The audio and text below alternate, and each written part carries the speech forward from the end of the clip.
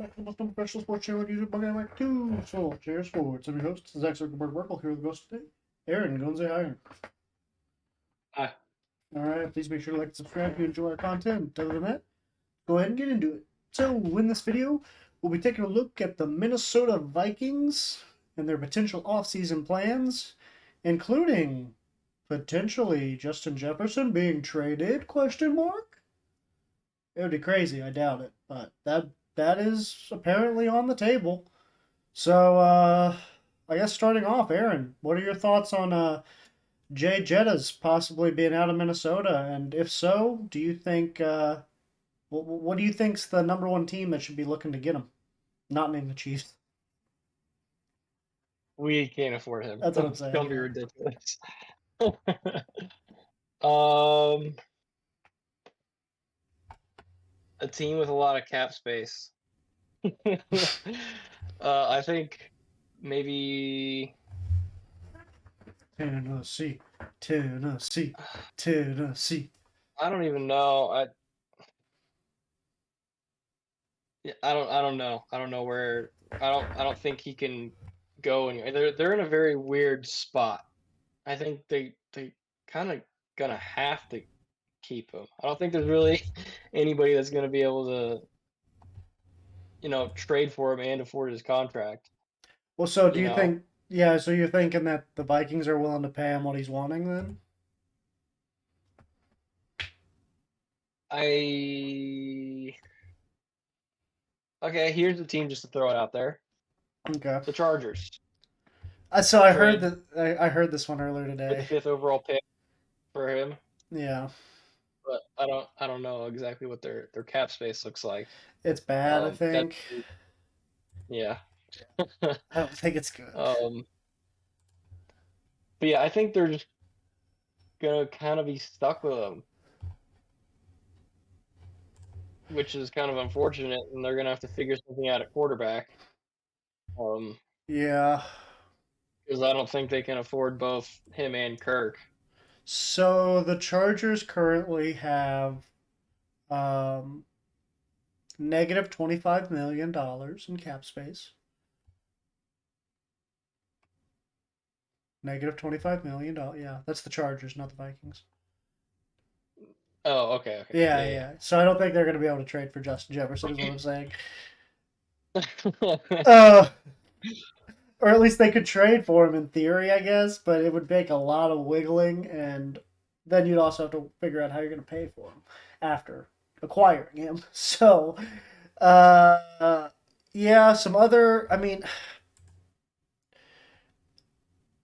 yeah, they're probably stuck with Justin Jefferson, and I mean, stuck's a weird word when you're talking about a guy like Justin Jefferson. I guess they get the privilege of continuing to have him on their team, with no end in sight, and they're probably gonna have to pay him unless they want to lose him for nothing. So, but looking at this offseason, because I don't think his contract expires till the end of this next year. Obviously the big question is, are they going to bring Kirk Cousins back? And I've been you know, yeah, I've been saying that they shouldn't for a while now. But apparently he's looking like he wants to stick around, and I think the Vikings kind of want him to stick around. And Well, why wouldn't he want to stick around? I mean, he's in the latter yeah, part of his career. He gets to throw the ball to Justin Jefferson and Jordan Addison, and TJ Hawkinson. so and TJ Hawkinson. So it's a good group there, but it comes down to whether or not he's willing to take a non-fully guaranteed contract. Yeah, which I think I heard he may be willing to do just to stick around.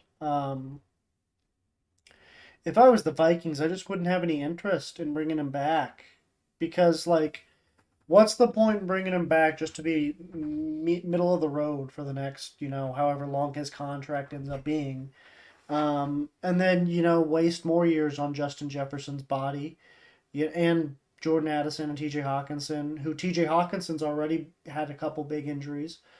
Uh, I feel like it's just time to the clock's ran out. It's just time to move on in Minnesota. Maybe go out and get.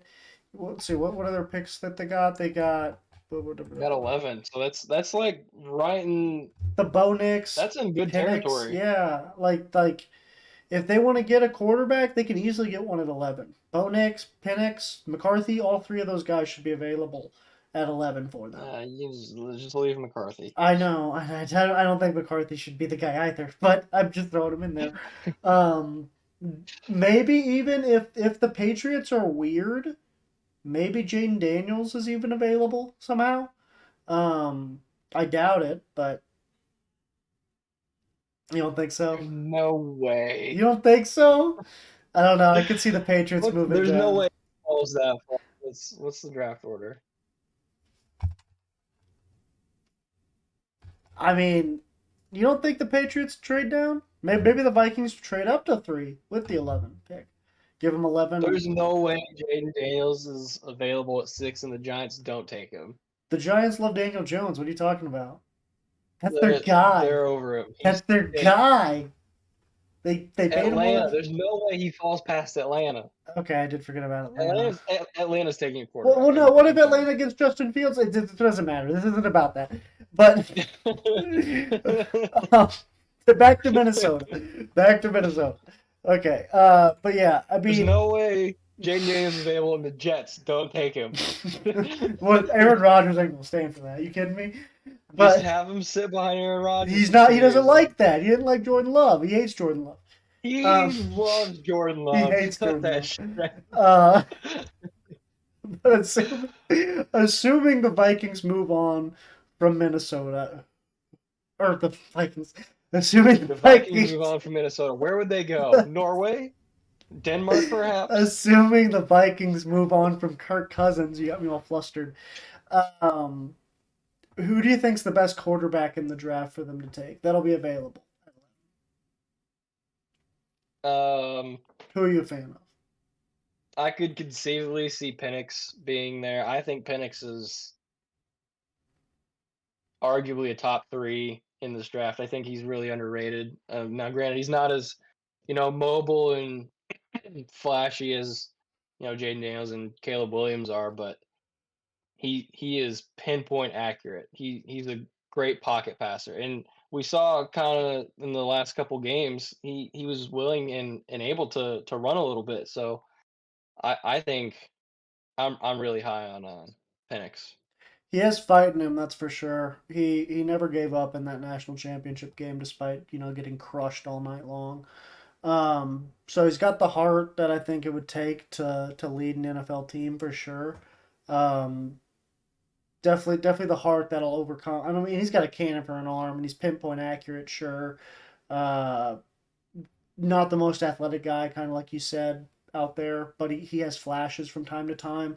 Um, kind of like Mahomes. I mean, I'm not comparing him to Mahomes, but Mahomes isn't the most athletic guy, but he has flashes from time to time. He's just enough to evade sacks. He's got a cannon for an arm, and at times he's pinpoint accurate. At times he's firing it 15 feet above receivers' heads. But um, yeah, I definitely would like to see Penix stay in purple, go to Minnesota. That'd be awesome. Him and Justin Jefferson together would be awesome. Um, moving on from the quarterback talk, some other free agents that the Vikings have to kind of look at this offseason. Could lose Daniel Hunter, outside linebacker, has been kind of a core piece of that defense for years now.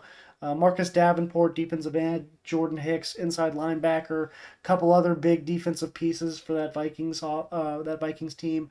Dalton Reisner, guard, probably one of the better guards in the league.